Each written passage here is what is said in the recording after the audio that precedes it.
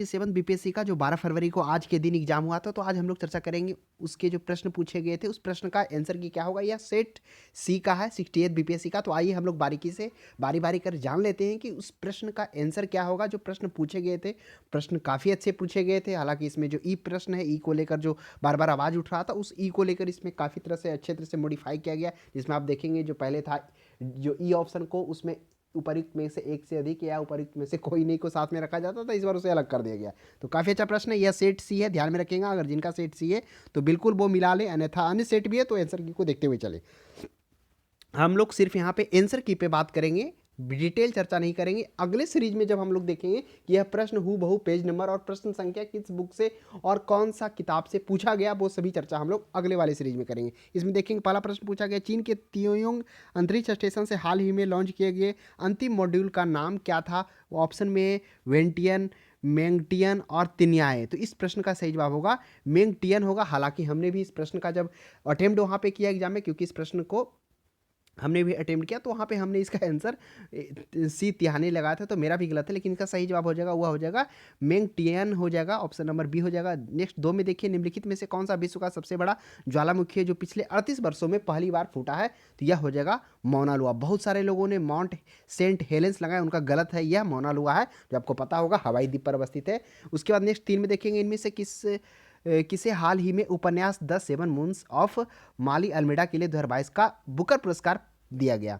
तो आपको पता होगा, इसकी चर्चा हम लेंगे करंट अफेयर वाले सीरीज में भी बहुत बार किया। तो इस प्रश्न का सही जवाब हो जाएगा, वह हो जाएगा सेहान करुणा तलिक हो गया, द 7 मून्स ऑफ माली अल्मोड़ा, जिसे हाल ही में आपको पता होगा अंतर्राष्ट्रीय बुकर पुरस्कार के रूप में इन्हें सम्मानित किया गया। तो ये कहाँ गए हैं, ये सेहान करुणा तिलक जो है वह ये बांग्लादेश के। नेक्स्ट हम लोग 4 में देखेंगे कि विश्व अंतरिक्ष सप्ताह 2022 की थीम क्या थी। तो विश्व अंतरिक्ष जो है वो 2022 की थीम क्या थी। तो वह देखिए, इसका जो थीम था हुआ था अंतरिक्ष से औरतें, ये नहीं होगा, अंतरिक्ष से निरंतरता, यही होगा, ऑप्शन नंबर बी होगा इसका सही जवाब, अंतरिक्ष और निरंतरता, जिसका आप इंग्लिश देखेंगे तो क्या हो जाएगा, सस्टेनेबल हो जाएगा, स्पेस एंड सस्टेनेबल। नेक्स्ट 5 में देखिए, 5 में आते हैं हम लोग।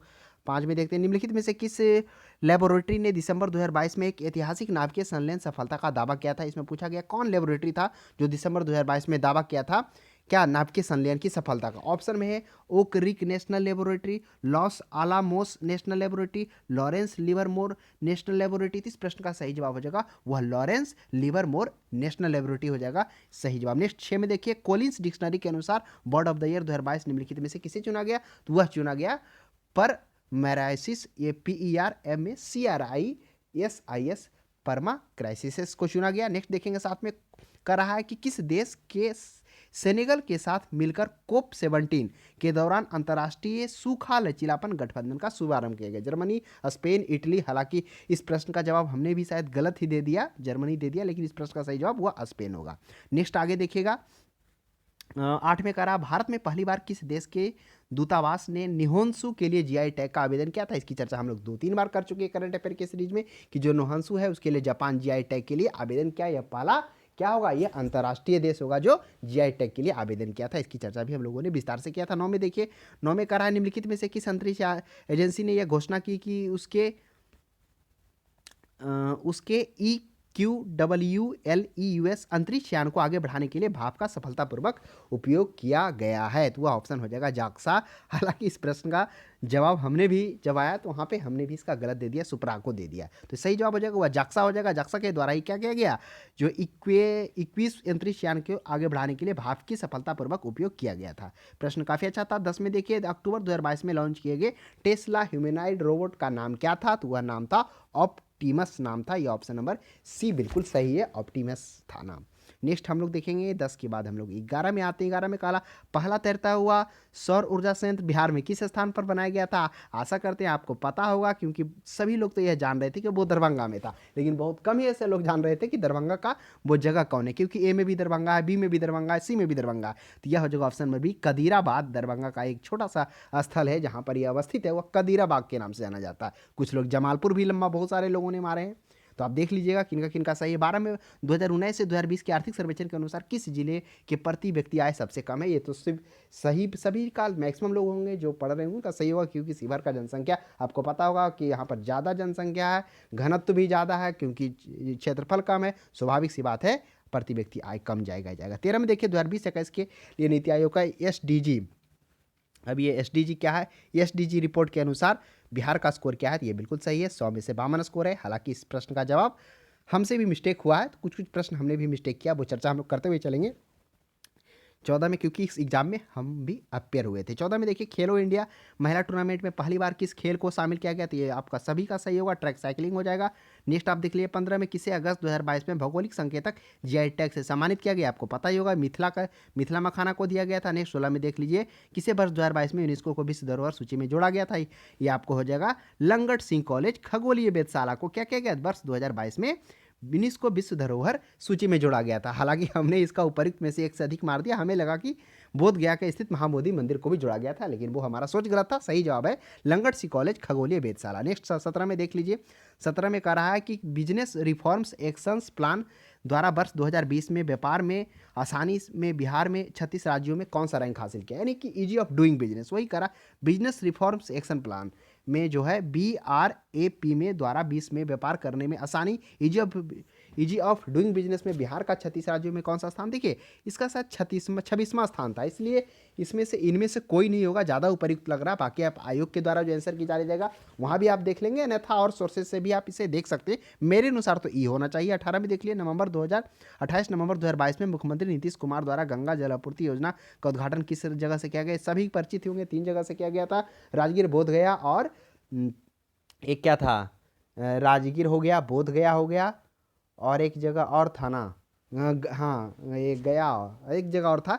तो उद्घाटन जो किया गया था वह राजगीर से किया गया था, आपको पता ही होगा, जिसमें से आपको पता गया प्रति व्यक्ति 135 लीटर गंगा जल उपलब्ध कराने का लक्ष्य रखा गया था। ये भी प्रश्न ध्यान में रखना था, तो हमने यहाँ पे चर्चा किया था करंट अफेयर में। नेक्स्ट हम लोग 19 में देखेंगे निम्नलिखित में से किस एसोसिएशन बोर्ड अक्टूबर 2022 में पुरुष और महिला खिलाड़ियों को समान वेतन के लिए? इसकी चर्चा हम लोग डिटेल से किए थे कि भारतीय क्रिकेट कंट्रोल बोर्ड द्वारा महिला और खिलाड़ियों के लिए और पुरुष खिलाड़ियों के लिए समान वेतन की घोषणा की गई, जिसमें हमने देखा कि पुरुष के लिए 4 श्रेणी, महिला के लिए 3 श्रेणी। महिला के लिए कौन कौन 3 श्रेणी? A, B और C। पुरुष के लिए 4 श्रेणी कौन था? A+A, B, C, इस तरह से था।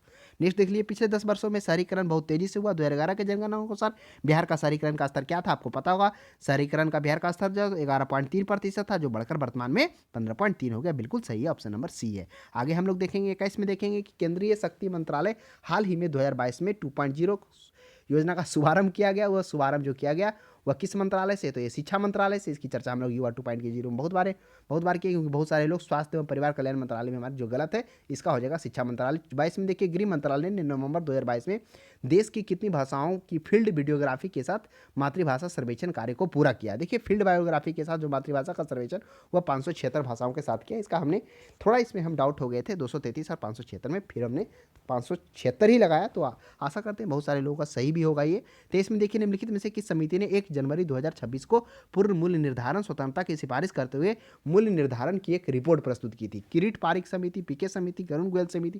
तो बिल्कुल सही बात होगा, ये किरीट पारिक समिति के द्वारा है। इसके द्वारा 2017-27 से जो कहा गया है कि पूर्ण मूल्य निर्धारण स्वतंत्रता की सिफारिश में गैस मूल्य के निर्धारण पर एक रिपोर्ट को प्रस्तुत किया। काफी अच्छा प्रश्न है, किरीट पारिक समिति, आशा करते हैं आप लोग पढ़े ही होंगे। 24 में देख लिया निम्नलिखित में से किस शहर को स्वच्छ सर्वेक्षण 2022 के अनुसार 5 सितारा कचरा मुक्त रैंक का समानता नहीं किया गया? देखिए हमें इसमें लग रहा है कि 5 सितारा कचरा मुक्त रैंक में भोपाल, नवी मुंबई, सूरत तीनों को रखा गया है। मेरे अनुसार ये होना चाहिए, लेकिन बहुत सारे लोग भोपाल पे भी जा रहे हैं, लेकिन जो हमने डाटा देखा था मेरे अनुसार शायद लग रहा था कि भोपाल, नवी मुंबई एक और विशाखापट्टनम, ये सभी को 5 सितारा कचरा मुक्त रैंक में सम्मानित किया गया है। बाकी आप एक बार फिर भी आप देख लेंगे आयोग का भी, और अपने अनुसार जो आप पत्रिका हैं चाहे फिर अन्य सोर्सेज को देख सकते हैं। 25 में प्रधानमंत्री निम्नलिखित में से किस स्थान पर पहला ग्रीनफील्ड हवाई अड्डा डोनी पोलो हवाई अड्डा, इसका चर्चा हम लोगों ने बहुत बार किया था, अरुणाचल प्रदेश ईटानगर में किया गया था। 26 में देख लिए किस जानवर को नवंबर 2022 में भारतीय खाद्य सुरक्षा मानक प्राधिकरण द्वारा खाद्य सुरक्षा पशु के रूप में मनोनीत किया गया? ये देखिए हम इसमें बिल्कुल कंफ्यूज थे, ये हमें पता नहीं था,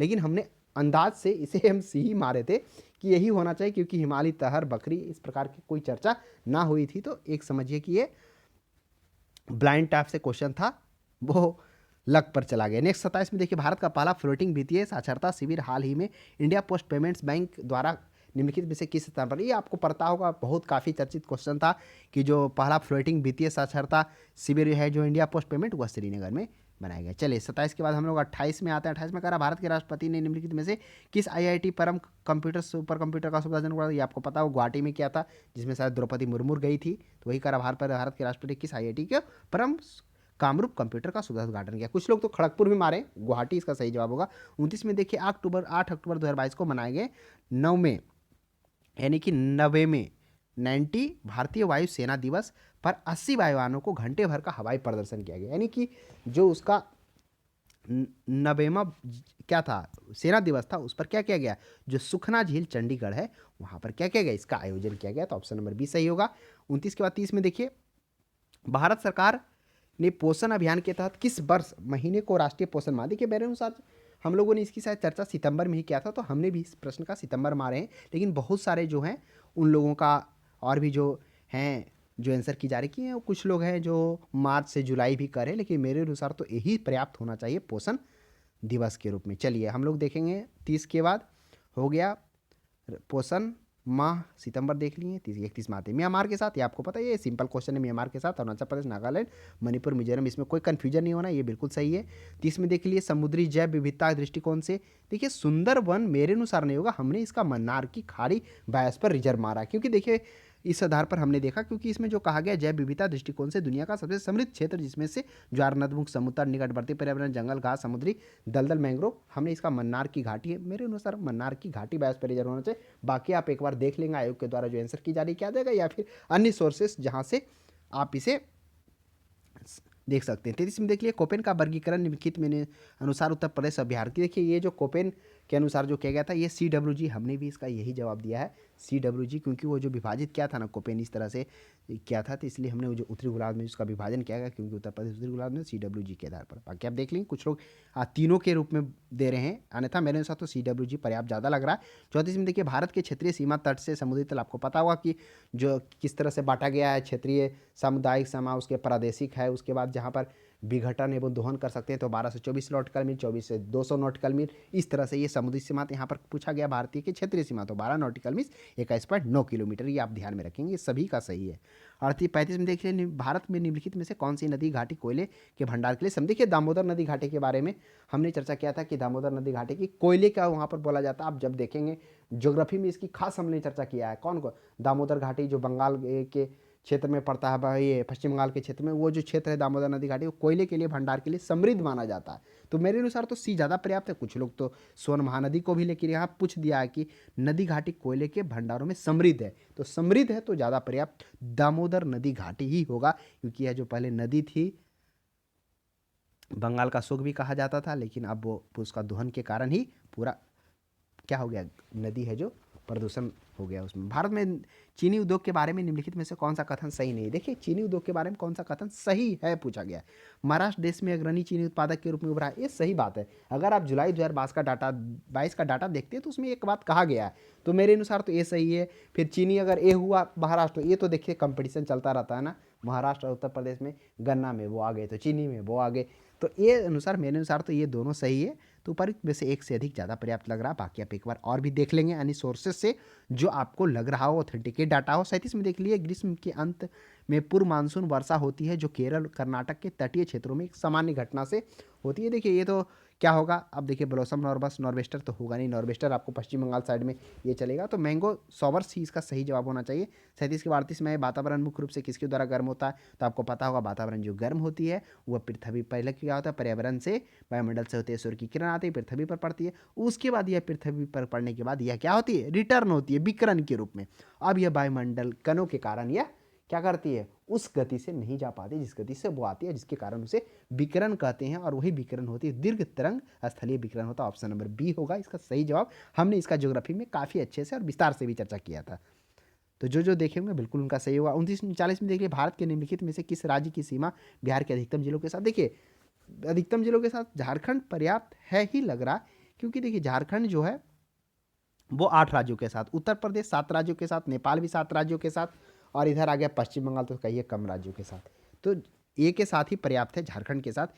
कौन सा भागलपुर से मिर्जा छेवकी के और रेल मार्ग बिहार का अंतिम रेलवे स्टेशन। ये भी काफ़ी अच्छा प्रश्न, इसमें भी हमने काफ़ी कंफ्यूज, इस प्रश्न में हम भी हो गए थे, लेकिन अंततः हमने पीरपंती रेलवे स्टेशन माना और पर्याप्त हमें लग रहा है इस आंसर का सही जवाब पीरपंती रेलवे स्टेशन ही होगा, जो भागलपुर से मिर्जा छेवकी के और बिहार का अंतिम रेलवे स्टेशन है। चलिए आगे बढ़ते हैं। 40 के बाद 41 में आते हैं, बिहार में खनिज उत्पादन के संदर्भ में कौन सा कथन सही? रोहतास पायराइट के सर्वाधिक भंडार, मेरे अनुसार सही है। चूना पत्थर कैमूर भभिया मुंगेर रोहतास जिलों में। देखिए चूना पत्थर के बारे में भी हम लोगों ने पढ़ा था, जब हम लोग डिटेल में बिहार के बारे में पढ़ रहे थे तो इसमें चर्चा किया गया था कहीं पे कि चूना पत्थर के क्षेत्र में जो मुंगेर रोहतास में भी पाया जा रहा है, हाँ उत्तम में नहीं, लेकिन जमुई वाला तो अभी तो हाल ही में पूरा ये हाईलाइटेड केस रहा था कि जम्मू जिले में सोने का भंडार पाया गया। तो इस प्रश्न का सही जवाब क्या होना चाहिए? उपर्युक्त में से एक से अधिक होना चाहिए, क्योंकि तीनों तो ऑप्शन में है ही नहीं, किसी में एक है तो दो है, एक है तो तीन है, तो मेरे अनुसार भी डी ज़्यादा पर्याप्त है।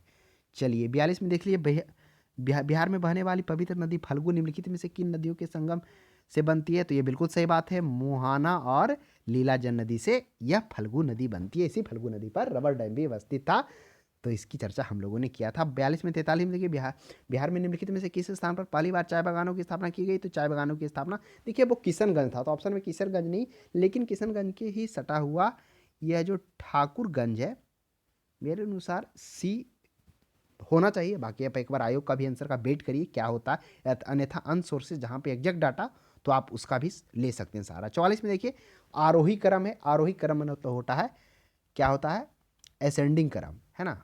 तो अगर आप इसका देखेंगे इंग्लिश में, देखिए इसमें आरोही अवरोही में भी बहुत सारे लोग कन्फ्यूज हो जाते हैं, तो अगर ऐसा कन्फ्यूजन हो तो कोशिश करें कि उसका इंग्लिश पढ़िए, इंग्लिश पढ़ने से आपको ये क्लियर हो जाएगा असेंडिंग है कि डिसेंडिंग। डिसेंडिंग है तो घटते क्रम, असेंडिंग है तो बढ़ते क्रम, तो असेंडिंग है तो बढ़ते क्रम में है, तो क्या हो जाएगा? बढ़ते क्रम में। सबसे ज़्यादा मधेपुरा में, ये तो आपको पता हो, मधेपुरा से पहले किशनगंज और किशन से पहले सिवान, तो ऑप्शन नंबर सी बिल्कुल पर्याप्त है। 45 में बिहार में कृषि आधारित किस उद्योग का प्रभुत्व है? तो बिल्कुल अनाज आधारित उद्योग का प्रभुत्व है। चलिए हालांकि हम इसमें सोच भी रहे थे, इसमें क्वेश्चन में ज़्यादा समय हमने दिया, दाल के बारे में, गन्ना के बारे में भी सोच रहे थे, लेकिन दाल तो होगा नहीं, दाल मध्य प्रदेश आ जाता है, गन्ना भी आप कर देख लिए तो उत्तर प्रदेश हो जाता है, लेकिन बिहार के बारे में पूछा तो बिल्कुल सी सही जाएगा। 45 के बाद 46 में आ जाइए। 46 में आ जाएगा कि अटॉक ने अपनी पहाड़ी यात्रा में अंत में सिंधु नदी के अफगानिस्तान को किस नदी से जोड़ी? कह रहा है जो अटॉक में अपनी पहाड़ी यात्रा जो करती है, सिंधु नदी को काबुल नदी से जोड़ती है अफगानिस्तान में, ये सही है बिल्कुल। कौन सा विश्व का सुप्राचीन वन्यजीव अभियान है जो 1973 में? प्रोजेक्ट टाइगर, ये भी सही है। क्षोभ मंडल के बारे में क्या है कि इसकी ऊंचाई सबसे 13 किलोमीटर है, यही ऑप्शन नंबर बी सही होगा, क्योंकि देखिए इसमें हमने देखा था ना कि जो इसका जो सबसे ज़्यादा ऊंचाई है कहाँ से? वो विषुवत रेखा से था, जो हम लोगों ने देखा था 16 से 18 किलोमीटर, सबसे कम ध्रुव से था, जिसकी चर्चा हम लोगों ने क्षोभ मंडल के बाद। देखिए उसी का एक प्रश्न यहाँ ऑप्शन के रूप में, ऊपरी मंडल तो हो नहीं, ऊपरी मंडल तो आपको पता ही होगा, सबसे ऊपर क्या है? बाह्यमंडल आ जाता है, तो ये तो पर्याप्त कहना नहीं है, इसलिए ऑप्शन बी ज़्यादा पर्याप्त है। पेंजिया हमने देखा था कि क्या था, जो गोंडवाना लैंड में कार्बोनिफेरस में अल्फ्रेड वेगनर के द्वारा दो भागों में बांटा गया था, एक पेंजिया और पेंथेलासा। पेंजिया किसको कहा गया था? जो महाद्वीप है और महासागर था उसको पेंथेलासा कहा गया था। तो पेंजिया टूटा तो क्या बना? उत्तर टूटा तो बन गया अंगारा लैंड, दक्षिणी टूटा तो गोंडवाना लैंड, दक्षिणी है तो गोंडवाना लैंड हो जाएगा। 50 में देखिए आर्कटिक क्षेत्र अंटार्कटिका, आपको पता है ये तो बिल्कुल सिंपल है, मतलब 9-10 से ही निकल चुके हैं। आर्कटिक ऊपर, अंटार्कटिक नीचे, अंटार्कटिक उत्तर, अंटार्कटिक नीचे, बिल्कुल ये सही है। 50 के बाद 51 में देख लिए, 51 में कह रहा है कि किसमें परिवर्तन के कारण रंध्र खुलते या बंद होते हैं? बिल्कुल हमने इसकी विस्तार से चर्चा की। कोशिका में पानी की मात्रा के कारण जब पानी बढ़ जाता तो कोशिका के रंध्र खुलते, जब पानी की कमी हो जाती तो कोशिका के रंध्र, ये इस प्रकार से रंध्र होते हैं, चारों तरफ से स्टोमेटा होते हैं, और वही जब पानी ज़्यादा होता है तो ये क्या हो जाते हैं? फूल जाते हैं और बाहर बस विसर्जन। बिल्कुल पानी की मात्रा के कारण। क्लोरोफिल सूर्य के प्रकाश में किसको अवशोषित करता है? लाल और नीले का, इसमें कन्फ्यूजन नहीं होना है, बी नंबर होगा। लाल और नीले में ज़्यादा तरंगदैर्घ्य अवशोषित करते हैं, बहुत बार चर्चा हम लोग साइंस में कर चुके हैं। कौन सा मेल सही नहीं है? इसमें करा मेल सही नहीं है। क्या कमजोर तना जो सीधे खड़ा नहीं हो सकता लता कहलाता है? बिल्कुल सही बात है। पर्णविद जिसे पिटॉल इंग्लिश में कहते हैं, पत्ती के तने से जोड़ता है, बिल्कुल सही बात है। देखिए इस प्रकार से ये होता है, ये पिटॉल इसको बोलते हैं, ये पौधे को तभी करा पत्ती को तने से जोड़ता है, सही बात है पिटॉल। आधार के पास शाखाओं का एक मोटा छोटा कठोर पेड़ तना का, बिल्कुल आधार के पास जो होता है शाखा हुआ मोटा कठोर और तना क्या कहलाता है? पेड़ कहलाता है, सही है। तो यहाँ पर करा सही नहीं है, तो सब तो सही है ही है, तो परित में से कोई नहीं, ई नंबर होगा। जबकि इसका जब हमने जवाब दिया तो स्पीड फ्लो अप में हमने तो सब कुछ समझ लिया सही सही, लेकिन जब आंसर की लगाने का बारी आया तो हमने भी इसका डी लगा दिया। जब बाद में हमसे कोई पूछा, जब हमने उसको बताया कि इसका आंसर ई होगा, तब हम उस समय अफसोस किए कि हमने तो इसका प्रश्न का जवाब गलत क्या किया है, रंग दिया है। 54 में देख लीजिए, सक्शन पुल के कारण पेड़ों में पानी बहुत ऊंचाई तक पहुंच जाता है, जिसका कारण क्या है? ये तो बिल्कुल सभी का सही होगा, बाष्पोत्सर्जन ही होगा, अवशोषण नहीं होगा इसमें, है ना। हमने देखा था ना, एक केशिकत्व होता तो हम लोग सोचते, क्योंकि केशिकत्व की क्रिया भी करती है जड़, तब तो पानी पर तो बोले कि बाष्पोत्सर्जन वही क्रिया। जब पानी ज़्यादा सा हो जाता है पेड़ों में तो किस प्रकार से यूकेलिप्टस हमने देखा ना, कितने बड़ा पौधा होता है जो जड़ से लेकर तना तक जाकर वहाँ पर क्या करता है, पानी पहुँचाता है। ये प्रश्न हूबहू आपको मिलेगा, वो भी चर्चा आगे करेंगे। तो इसका क्या हो जाएगा, बाष्पोत्सर्जन हो जाएगा, ए हो जाएगा। 55 देखिए, निम्नलिखित में से कौन सा क्लोरोप्लास्ट का एक लक्षण है जो स्व प्रकृति के योग्य बनाता है। बिल्कुल, क्लोरोप्लास्ट का एक लक्षण है कि उसमें डीएनए आरएनए दोनों होता है, जो कि रेप्लिकेट करता है तो बनाता है आरएनए से डीएनए। तो ये ऑप्शन नंबर बी ही पर्याप्त होगा। चलिए 56 में आ जाते हैं। 56 में हम लोग देखते हैं, कह रहा है कि कंकाल के वो हिस्से जो हड्डियों की तरह सख्त नहीं होते हैं, मुड़े जा सकते हैं, बिल्कुल कार्टिलेज कहलाते हैं। ए नंबर सही इसका होगा। लाइकेन आपको पता होगा, शैवाल कवक, ये सभी का सही होगा। मादा एनाफेज मच्छर, मादा क्यूलेक्स से अलग कर दिया। देखिए इसमें हम कंफ्यूज कर गए थे, एक जो कह रहा है कि अधः स्तर के सतह के समानांतर, और दूसरा है कि अधः स्तर के साथ। यही दो में हम कंफ्यूज थे कि समांतर में अधः स्तर किया जाता है या फिर कोण पर होता है। कह रहा है क्यूलेक्स से अलग किया जा सकता है, किसके कारण अलग किया जा सकता है, तो जो बैठता है ना वो है। इसमें आप ज़्यादा एक्स्ट्रा सोचिए नहीं कि parallel to the surface of substratum, जो सबस्ट्रेटम होता है तो वो समांतर ही होता है। मेरे अनुसार समांतर होना चाहिए, जबकि हमने इसका आंसर गलत वहाँ पे टिक किया है, गलत लगा कर आए हैं हम भी। अतः कौन हम तो मारे हैं ये ऑप्शन नंबर सी, लेकिन ए जाना चाहिए, पर्याप्त हमें ये लग रहा है।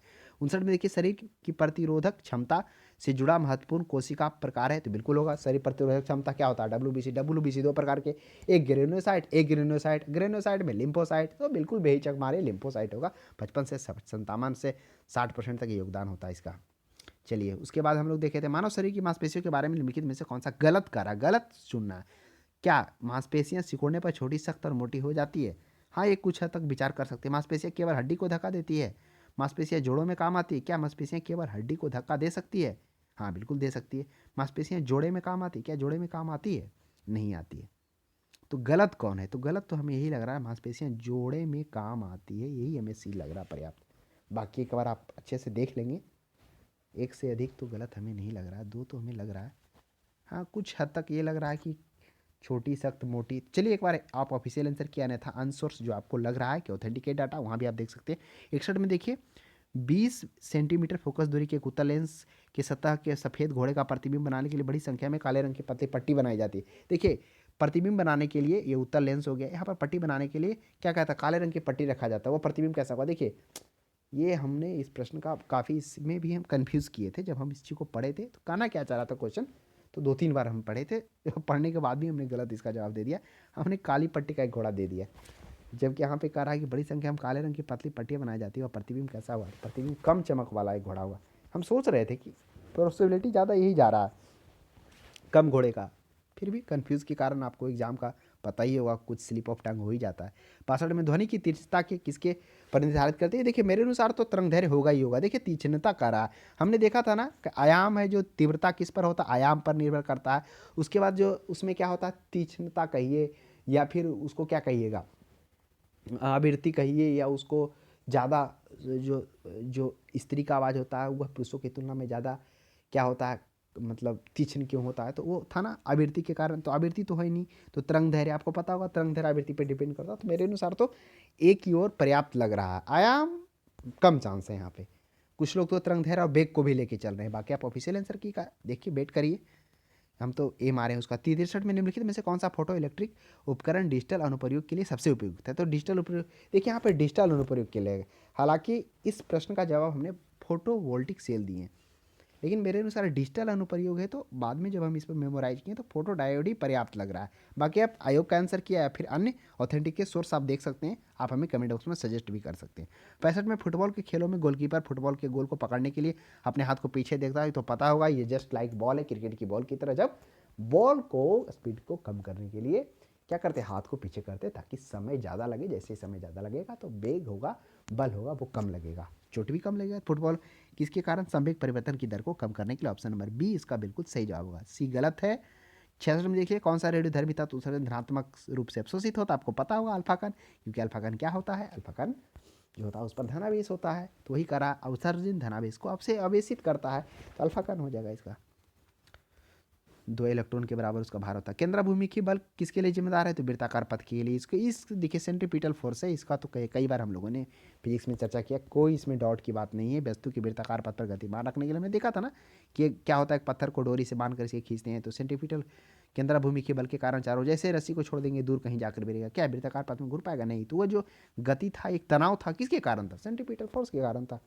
चलिए आगे बढ़ते हैं हम लोग। 67 के बाद 68, निम्नलिखित में से किस ऊर्जा में, इस ऊर्जा परिवर्तन में घर्षण बल शामिल होता है? तो घर्षण बल शामिल होता है गतिज ऊर्जा से, उसमें ऊर्जा। ऐसा करते हैं सबका सही होगा। 70 में देख लिए, एक बस सीधे रास्ते पर चल रही है, अचानक दाईं ओर मुड़ जाती है तो व्यक्ति क्या हो जाएगा? जैसे दाईं ओर चढ़ा, अगर दाईं ओर मुड़ेगा तो व्यक्ति बाईं ओर। आप कॉमन सेंस सोचिए ना, बस में अगर बस क्या होता है दाईं ओर इधर टर्न लेता है तो क्या होता है? जो भी पैसेंजर होता है बाईं ओर झुक जाता है। तो वही करा है, अचानक दाईं ओर टर्न लिया तो किधर झुकेगा? ये जो झुकेगा बाईं ओर झुकेगा। ऑप्शन नंबर ए इसका पर्याप्त होगा। चलिए 69 के बाद 70 में आते हैं। देखिए, एक संगीत कार्यक्रम में ऑर्केस्ट्रा बजाने से पहले एक संगीत वादक तनाव को समायोजित करने की कोशिश करता है और स्ट्रिंग को उपयुक्त रूप से बांधता है। ऐसा करके वह क्या ठीक करने की कोशिश करता है? क्या ध्वनि की तीव्रता को ठीक करने की कोशिश करता है, या फिर अन्य वाद्य यंत्र की आवृत्ति के साथ सितार स्ट्रिंग की आवृत्ति, या ध्वनि की आयाम? देखिए, इस प्रश्न का जो सही जवाब है हमने बी मारा है ना। लेकिन कुछ लोग हैं जो सी पे भी ज़्यादा कर रहे हैं प्रोबेबिलिटी। लेकिन मेरे अनुसार जो हम समझे कि अन्य वाद्य यंत्रों की आवृत्ति के साथ सितार स्ट्रिंग की आवृत्ति को क्या करने के लिए, मिलाने के लिए ऐसा करता है, ठीक करने की कोशिश करता है, इसके अनुसार होता है। बाकी आप एक बार वेट करिए या फिर अन्य सोर्सेस, ऑथेंटिक के सोर्सेस देख सकते हैं। 71 में देखिए, पदार्थ के रूप में कोई निश्चित आकार नहीं होता है, लेकिन इसका एक निश्चित आयतन होता है। पदार्थ के इस रूप का एक उदाहरण क्या है? करा पदार्थ के एक रूप का कोई निश्चित आकार नहीं होता, बिल्कुल सही बात है। लेकिन इसका एक निश्चित आयतन होता है, यानी जो आयतन में हम रखेंगे वो आयतन ले लेगा, आकार नहीं होता पदार्थ के रूप में। उदाहरण तो ये मिट्टी का तेल, कार्बन, स्टील, क्रिप्टॉन। आप एक बार इसे कमेंट बॉक्स में जवाब दीजिए, हम इसे रिमूव मतलब छोड़ के ही निकले हैं। 72 में कुछ धातु ऑक्साइड अम्ल और क्षार के साथ अभिक्रिया कर नमक और पानी बनाते हैं, बिल्कुल सही बात है। कुछ धातु ऑक्साइड जो हैं अम्ल और क्षार के साथ अभिक्रिया कर क्या बनाते हैं? नमक और पानी बनाते हैं, उन्हें उभयधर्मी ऑक्साइड कहते हैं। उभयधर्मी ऑक्साइड के उदाहरण क्या है? देखिए, ये तो बी बिल्कुल गलत है।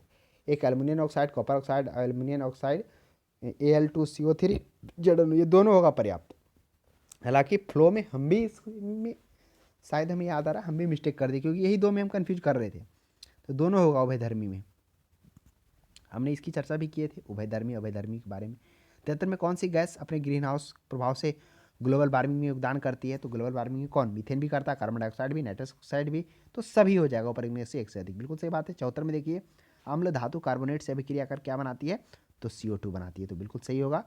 फिर देख लिए H, ये भी काफ़ी अच्छा प्रश्न है। जैसे ही प्रश्न को देखते हैं इंटर वाला कहानी याद आता है, क्योंकि किस प्रकार से इंटर में इसी तरह से कार्बोरिकम, ऑक्सोलिकम सभी हम लोग याद किए थे। एस्टिकम CH3COOS था, तो एस्टिक होगा नहीं, कार्बोनिक भी होगा नहीं, ये ऑक्जेलिक हो जाएगा। ये ऐसा करते थोड़ा सा भी जिनको मेमोराइज हुआ होगा, याद आया होगा, वो बिल्कुल सही मार दिए होंगे। आपको 3 प्रश्नावलियाँ दी गई है, कहा गया है उसमें से एक में आशुद्ध जल है, 2 अन्य में अम्लीय विलयन और दूसरे में क्षारीय विलयन है। इसमें कहा गया लाल लिटमस नीला। बताइए लाल नीला किस में हो जाता है? क्षार में हो जाता है। ये क्षार होगा, अम्ल नहीं होगा, है ना। अगर वही नीला लाल हो जाता तो अम्ल होता है, ये चीज़ ध्यान। लाल का मतलब इस तरह से हमने जब इस पर चर्चा किया था तो हाँ समझाया था कि जो भूल जाते हैं याद रखें, लाल रेड अम्ल होता है जो खतरनाक होता है, इसलिए लाल हो जाता है। तो इस तरह से वहाँ पे मेमोराइज भी हम लोग किए थे। 77 में देखिए, एस्टिक अम्ल की गंध किसके समान होती है? तो एस्टिक अम्ल की, बिल्कुल एस्टिक अम्ल तो सिरका ही सही होगा सभी लोगों का।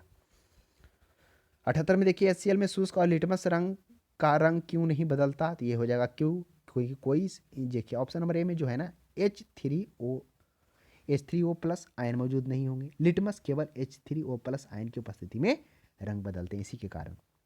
तो इसका जो हो जाएगा HCl गैस जो होगा, शुष्क लिटमस पत्र का रंग क्यों नहीं बदलता? इसी के कारण, क्योंकि H3O प्लस आयन मौजूद नहीं होते। चलिए हम लोग देखते हैं विषम विषम पतला कोयले का जलना से फल। हाँ ये सही लग रहा है। देखिए ये भी रासायनिक परिवर्तन है, कोयले का जल गया फिर फल का पकना।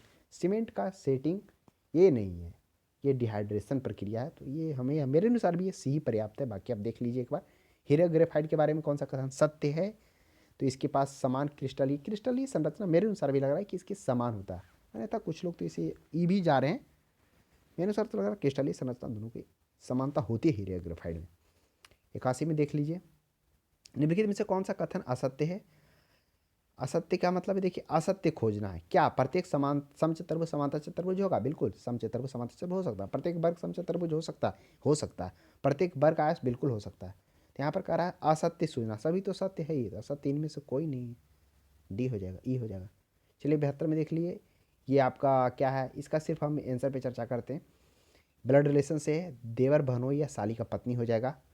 उसके बाद है डायरी है, कितने शब्द बनाए जा सकते हैं, देखिए इसमें इनमें से कोई नहीं, हम भी शायद इनमें से कोई नहीं मारे, क्योंकि 5 4 3 2 1 होगा, इससे जो शब्द बनेगा 5 का 20 20 60 60 हो जाएगा। चलिए आगे देख लिए, ये संख्या लुप्त संख्या को देखना है, इसका आंसर की 77 हो जाएगा। उसके बाद आप देखिए कि 85 में देखिए इसमें कितना बढ़ा, इसमें जो बढ़ता है आपका कितना बढ़ता है, हाँ 5 बढ़ता है, 12 बढ़ता है, 30 बढ़ता है, 56 बढ़ता है, तो उसी प्रकार से ये बढ़कर कितना हो जाएगा 428, इसका नेक्स्ट प्रोसेस होगा, जो है ना फिल इन द ब्लैंक्स वहाँ पे होगा। चलिए यहाँ पर है फादर को ये बनाया गया, मॉन्क को ये लिखते हैं, गाइड को किस भाषा में, देखिए ये हमसे भी मिस्टेक हो गया आंसर, कुछ लोग यहाँ पर इसका बी दे रहे हैं, हम इसका जो भी आधार पे मारे वो सी निकाल के लाए।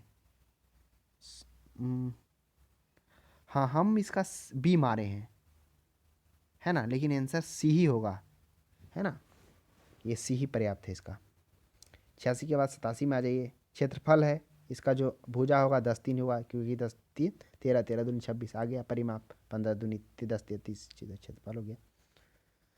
10% छूट पर अंकित मूल्य इतना है, इतना इतना ए प्लस ए, इसका ए प्लस पर लगा सकते हैं, इसका कितना आ जाएगा 496, ऑप्शन नंबर 400 नहीं होगा 496 ये होगा।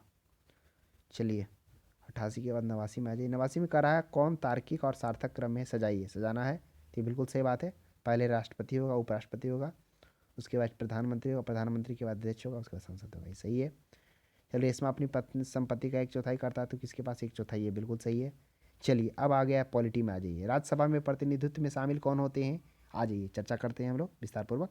देखिए राज्यसभा में क्या होता है, अप्रत्यक्ष रूप से नागरिक द्वारा उनके प्रतिनिधियों के माध्यम से चुने हुए सदस्य, बिल्कुल सही बात है। राज्यसभा में कौन जाते हैं, वही जाते हैं ना, विधानसभा का, अरे क्या है, लोकसभा से कुछ जाते हैं, उसके बाद फिर चुने जाते हैं, विश्वविद्यालय से चुने जाते हैं, इस प्रकार से अप्रत्यक्ष रूप से चुने जाते हैं। भारत के राष्ट्रपति द्वारा मनोनीत होते हैं, बिल्कुल सही बात है। नागरिकों द्वारा सीधे चुने गए सदस्य होते हैं, सीधे नहीं चुने जाते हैं राज्यसभा के। एक से अधिक पर्याप्त जो है, 91 पे थे ना हम लोग। चलिए अब हम लोग 91 के बाद हम लोग देखेंगे 92 में देखेंगे किसका संबंध भारत के सर्वोच्च न्यायालय से, करा किसका संबंध सर्वोच्च न्यायालय से, क्या मूल अधिकार क्षेत्र से है, कि कॉलेजियम प्रणाली से, कि अपीलीय क्षेत्र से, तो सभी से है, मूल से भी, कॉलेजियम से भी, न्यायालय से और अपीलीय क्षेत्राधिकार से, तो एक से अधिक बिल्कुल सही है। 73वां संविधान संशोधन न्यूनतम आयु क्या हो गया था उसमें 21 वर्ष, ये भी सही है। 94 में आ जाइए कि भारत में जिला स्तर पर उपभोक्ता विवाद निवारण संदर्भ निम्नलिखित में से कथन सही नहीं है, कौन सा सही नहीं है, देखिए जिला फोरम सदस्यों में एक महिला होगी, यह सही है। फोरम की शिकायतों पर विचार हेतु वस्तुओं सेवाओं का मूल्य 50 लाख रुपया से अधिक नहीं होना चाहिए, यही गलत है, 1 करोड़ होगा यहाँ पर, तो यही है, सही नहीं है, तो बी नहीं सही है। बाकी ऑप्शन सी भी सही है, राज्य सरकार द्वारा उचित समझे तो जिले में एक से अधिक फोरम की स्थापना कर सकती है। एक पंचायती समिति में, पंचायत समिति ब्लॉक स्तर पर, ये तो पता ही त्रिस्तरीय में है, ग्राम, ब्लॉक और जिला। चलिए किसी समुदाय विकास के पहले कार्यक्रम में स्थापित किया गया था, चलिए भी काफ़ी अच्छा प्रश्न। देखिए पहले एकीकृत विकास कार्यक्रम है, अब एकीकृत अगर विकास कार्यक्रम पर देखेंगे तो शायद हुआ 1973 था या 2 था, ऐसे ही था, देखिए ना याद आ जाएगा अभी। फिर सहयोग आंदोलन है, देखिए 19 एकीकृत 1978 था। राष्ट्रीय सेवा विस्तार 1953 थी, बिल्कुल सही बात है, राष्ट्रीय सेवा विस्तार, क्योंकि सबसे पहले पूछा गया ना। देखिए क्या प्रश्न क्या था, 96 था ना, देखिए 96 में जो कह रहा था प्रश्न, कह रहा था यही कह रहा है ना कि समुदाय विकास के पहले कार्यक्रम के रूप में स्थापित किया गया था, तो राष्ट्रीय विस्तार सेवा सही बात है, ये 2 अक्टूबर 1953 में किया गया था। चलिए हालांकि हमने उसका जवाब, प्रश्न का जवाब छोड़ दिया था, हमें भी उस टाइम में ध्यान में नहीं था। भारतीय संविधान के अनुच्छेद 14 में लिखा गया कानून के समझ समानता, देखिए ब्रिटेन, कानून के समझ समानता है तो ब्रिटेन हो जाएगा, ठीक है ना। एक का यूएसए भी है, तो वो क्या था, कानून की दृष्टि से सभी को समान कानून के लिए था वो। 98 में देखिए भारतीय संविधान बनाने में, ये बिल्कुल सिंपल क्वेश्चन, 2 वर्ष 11 माह 18 दिन, राज्य में मध्य प्रदेश सामूहिक रूप से, ये भी बिल्कुल सिंपल, विधानसभा सभी लोग मारे होंगे।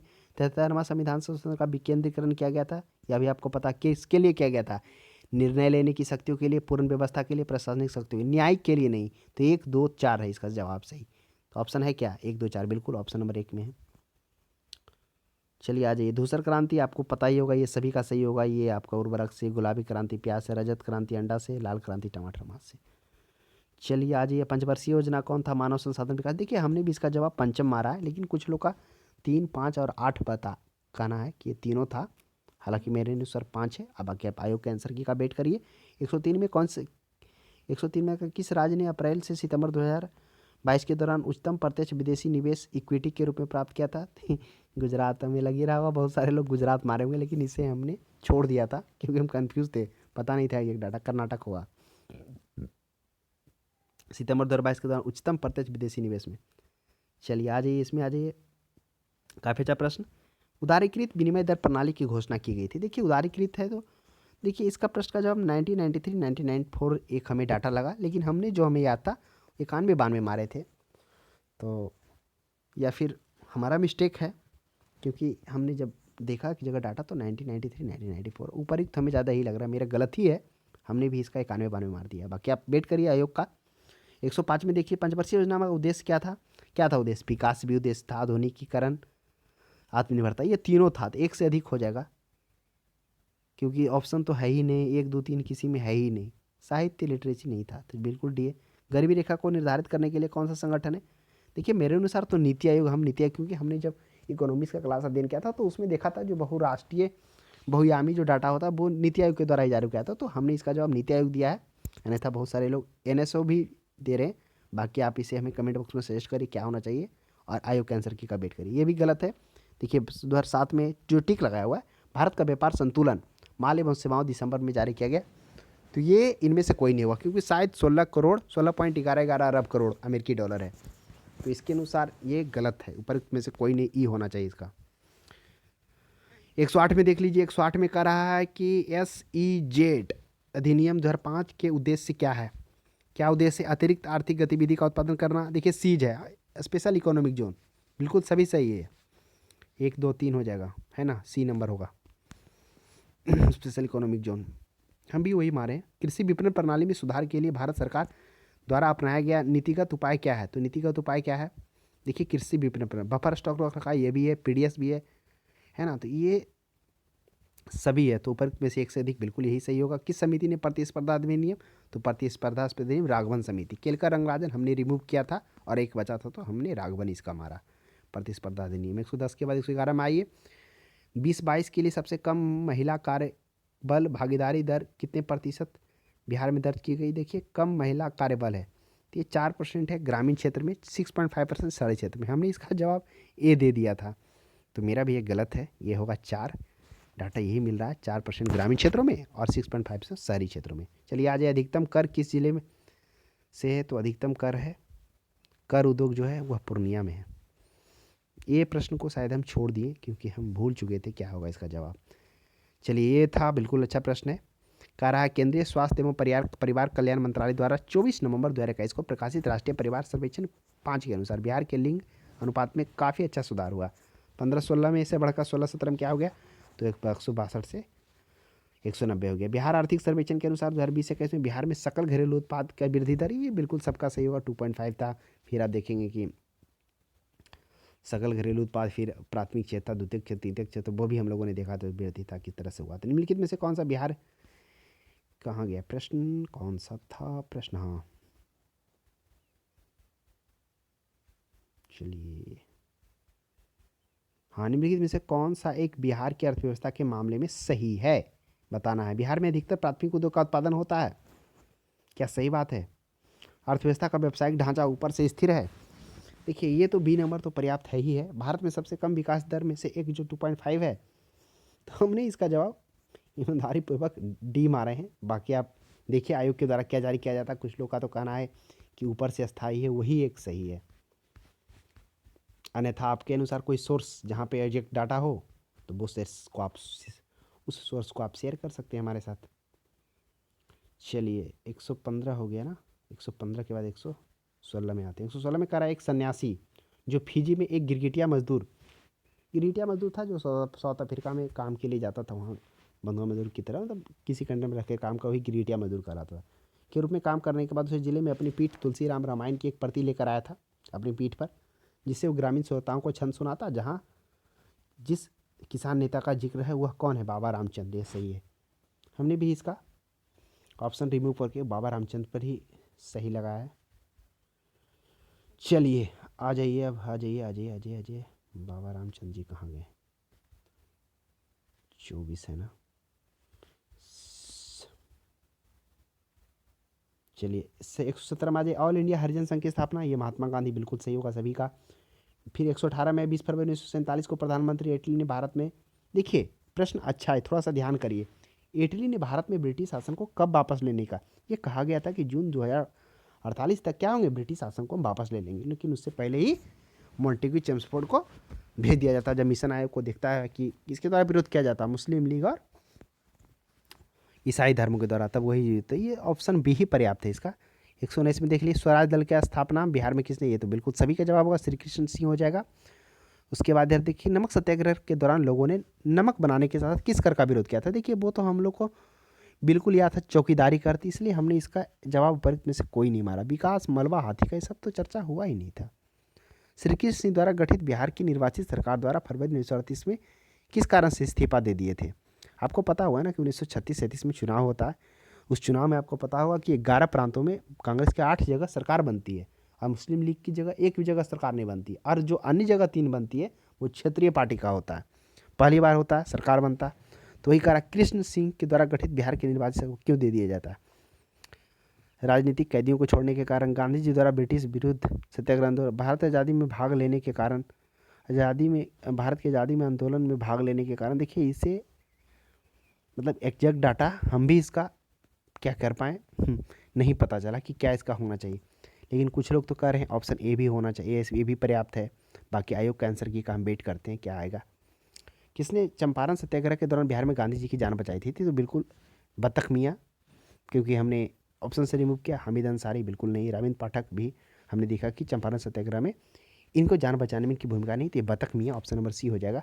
123 में देखिए असहयोग आंदोलन के दौरान किसे बिहार में किसानों को अगवाई की थी? स्वामी विद्यानंद, बिल्कुल सही है।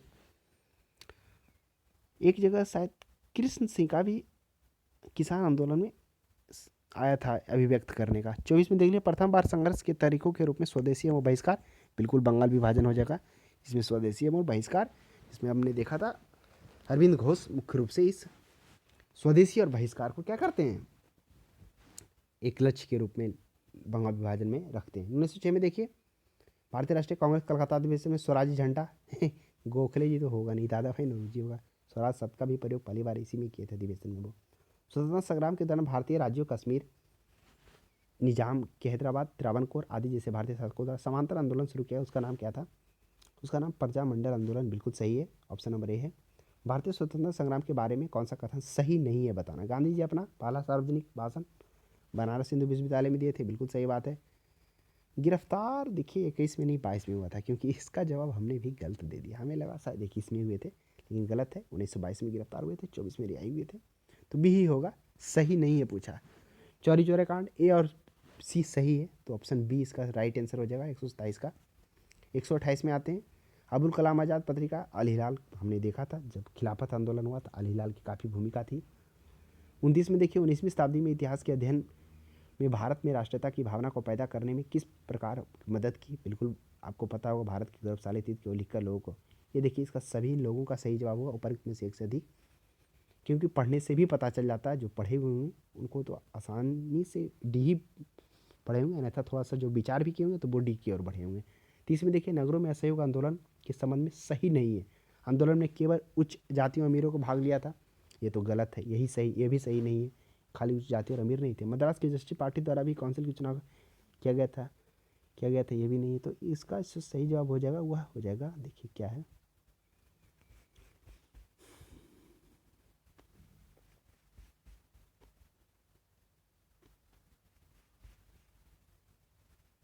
कहाँ गया,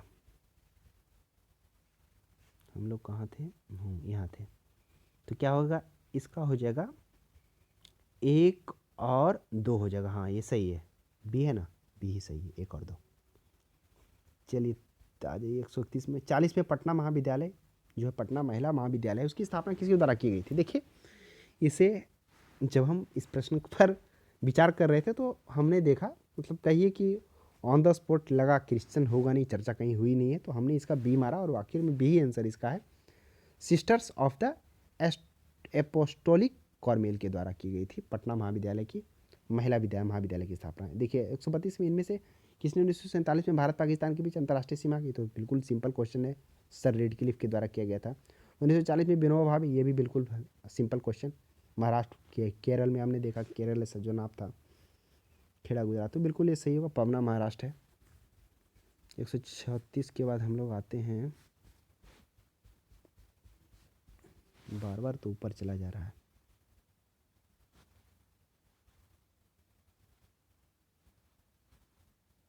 चलिए 136 के बाद आते हैं 35 में आते हैं। 35 में कह रहा है कि 1918 में देखिए मोंटफोर्ट सुधारों में कांग्रेस ने एक महत्वपूर्ण रुख अपनाया था, जिसके कारण उदारवादी अवशेष, उदारवादी में कौन थे? अस्पृश्य, जयकर और चिंतामणि टूट गए थे, जिन्होंने गठबंधन किया था। तो बिल्कुल सही बात है, ये भी हम लोग, ये हमने भी इस प्रश्न का सही जवाब ही दिया है।